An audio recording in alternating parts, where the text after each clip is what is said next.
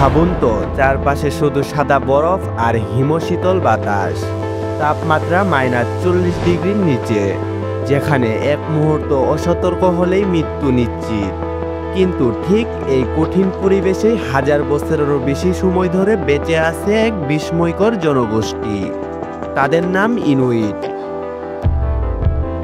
আজকের ভিডিওতে আমরা ডুব দিব ইনুইটদের রহস্যময় জীবনযাত্রায়, যেখানে টিকে থাকাই একমাত্র লক্ষ্য। আর হ্যাঁ, যদি আপনি এমন রহস্যময় এবং তথ্যবহুল ভিডিও উপভোগ করেন তাহলে চ্যানেলটি সাবস্ক্রাইব করে ঘন্টা আইকনে চাপ দিয়ে পুরো ভিডিওটি দেখতে থাকুন। ইনুইট শব্দের অর্থ মানুষ। তাদেরকে একসময় ইস্কিমো বলা হতো, কিন্তু এখন সেটা অবমাননাকর শব্দ হিসেবে ধরা হয়। তারা মূলত উত্তর মেরু অঞ্চলের মানুষ। কানাডা, গ্রিনল্যান্ড, আলাস্কা আর সাইবেরিয়ার কিছু অংশে তাদের বসবাস। কঠিন প্রাকৃতিক পরিবেশের সঙ্গে খাপ খাইয়ে তারা গড়ে তুলেছে এক অনন্য সংস্কৃতি। আপনি হয়তো সিনেমায় বা ছবিতে দেখেছেন বরফ দিয়ে তৈরি এক ধরনের অদ্ভুত ঘর, যেটা দেখতে অনেকটাই গম্বুজের মতো। এই বরফের ঘরকেই বলা হয় ইগলু।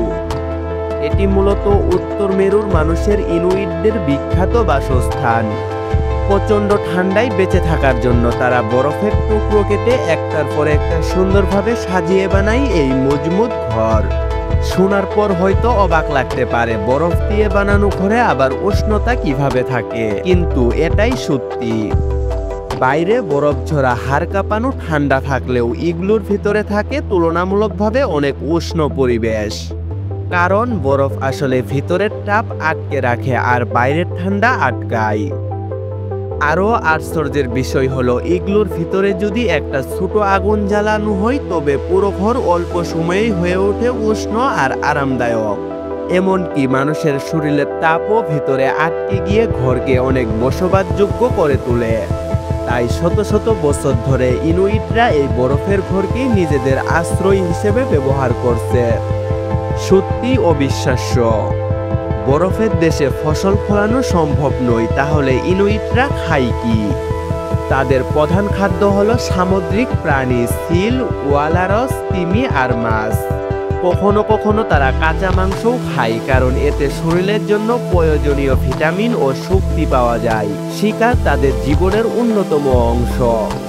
বিপজ্জনক বরফের মধ্যে ঘন্টার পর ঘন্টা অপেক্ষা করে তারা প্রাণী শিকার করে খাবার সংগ্রহ করে। হাড় কাঁপানো শীতে টিকে থাকতে ইনুইটরা ব্যবহার করে পশুর চামড়া। সিলের চামড়া দিয়ে তারা বানায় জলরোধী জামা। এমনকি তারা নিজেদের তৈরি কায়াক বা নৌকা ব্যবহার করে বরফের সমুদ্রে ভেসে বেড়ায় শিকারের জন্য। তাদের প্রতিটি জিনিসে বেঁচে থাকার এক অদম্য কৌশল লুকিয়ে আছে। ইনুইটরা বিশ্বাস করে প্রকৃতির প্রতিটি জিনিসের মধ্যেই আত্মা আছে।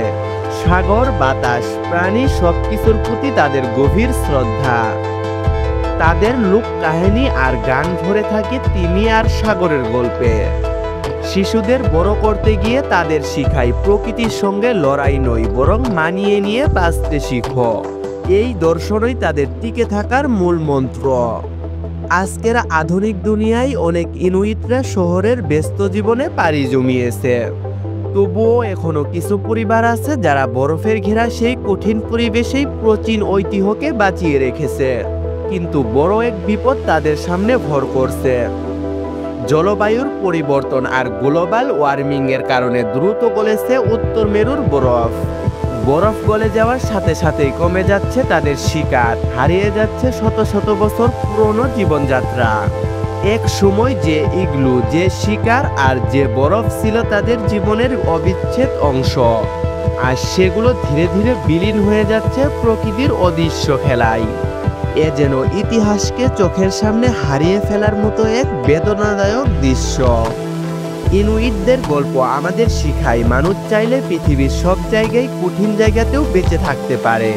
যেখানে খাবার নেই, ফসল নেই, শুধু বরফ আর মৃত্যু, সেখানেও তারা খুঁজে পেয়েছে জীবনের আলো।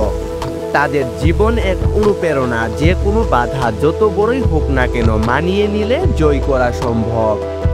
বন্ধুরা, ইনুইটদের এই জীবনযাত্রা কি আপনাকে অবাক করেছে? বরফের দেশে তাদের সংগ্রাম কি আপনাকে অনুপ্রেরণা দিয়েছে? কমেন্টে জানাতে ভুলবেন না। আর এমন রহস্যময় তথ্য জানতে চাইলে অবশ্যই সাবস্ক্রাইব করে পাশে থাকুন। আবার দেখা হবে পরের ভিডিওতে।